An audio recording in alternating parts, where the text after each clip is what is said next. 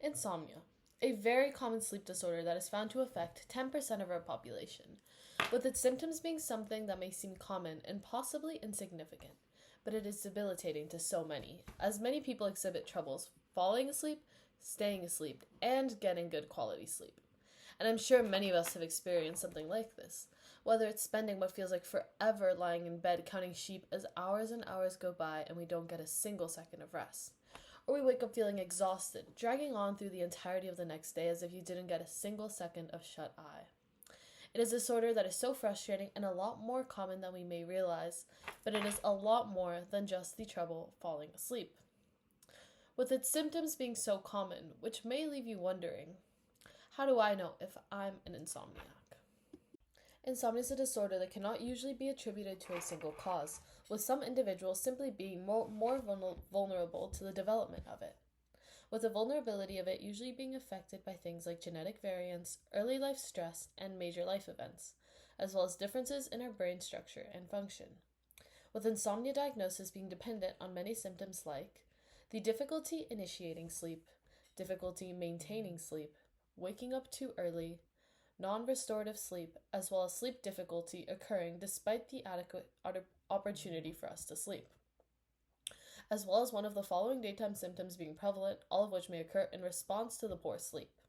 like fatigue or malaise, attention, concentration, or memory impairment, social or vocational dysfunction or poor school performance, mood disturbance or irritability, daytime sleepiness, motivation or energy or initiative reduction, proneness for errors or accidents, tension headaches or gastrointestinal symptoms, or both, as well as concerns or worries about sleep, as well as how often the sleep disturbance occurs being something that's very significant when it comes to the diagnosis of this sleep disorder. As to be diagnosed, individuals should be experiencing these symptoms for at least 3 nights a week for a period longer than 3 months, with all these symptoms being taken into consideration when diagnosing someone with chronic insomnia, leading up to built-up sleep debt over time. Sleep debt being the difference between how much sleep our bodies need and how much we get. The prevalence of sleep debt is being exacerbated in the present day due to societal pressures as well as the industrial age that we're living in, being something that so many of us suffer from in our society nowadays, especially as it adds up over time, having many negative health impacts, affecting essentially everyone, but having an even worse effect on insomniacs who, despite this, can barely get enough sleep in the first place. And as we can see through diagnosis, there are many obvious ways in which insomnia is affecting us on the daily, like by the increase of daytime sleepiness and fatigue.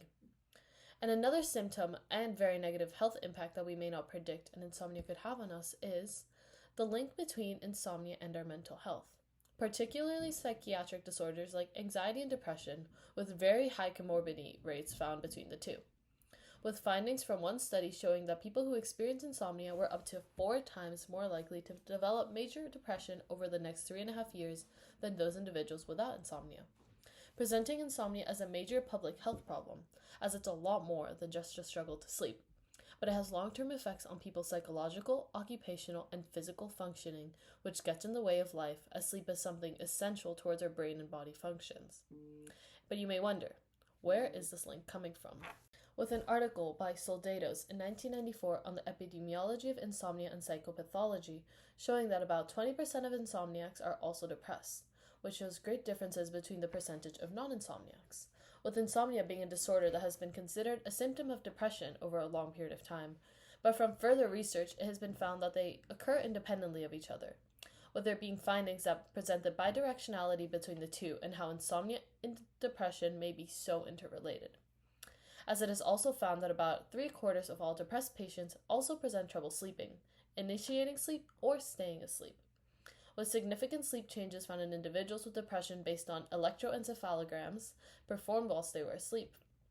showing that depression may disinhibit rapid eye movements, also known as REM sleep, and sleep continuity, as well as changes in non-REM sleep. REM sleep, also known as rapid eye movement sleep, being a period in our sleep cycle that is often considered deep sleep, where our dreams tend to occur and our brain activity during this period looks most like when we are awake. REM being considered an essential part of our sleep towards our rest and recovery. Therefore, this abnormality in REM sleep is something that is showing significant and impactful decreases in sleep quality, impacting how we feel and how well rested we actually are. With a study by Johns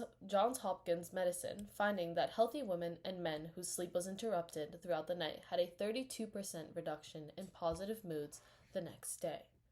increasing insomniac individuals' predisposition to depression, as this chronic reduction in mood could be an emotional stressor, which could essentially become a cause of the psychiatric disorder. With it being something difficult to avoid, as in our working age we tend to be put on tight schedules and are unable to sleep when we really need it, with this showing an increase in depression rates from 17.6% of individuals in the United States in 2017 to 23.8% in 2023. So, could this increase in negative psychiatric disorders be influenced by the decrease in hours spent asleep? Probably, showing how both mental health and sleep bidirectionality impact each other and how important they both are. With it hard to say whether one causes the other, but it could be said that factors of insomnia could be serving to maintain the comorbid depression, triggering depressive disorders, and influencing our mental state, with treatments for insomnia being something that those who suffer from both disorders could greatly benefit from.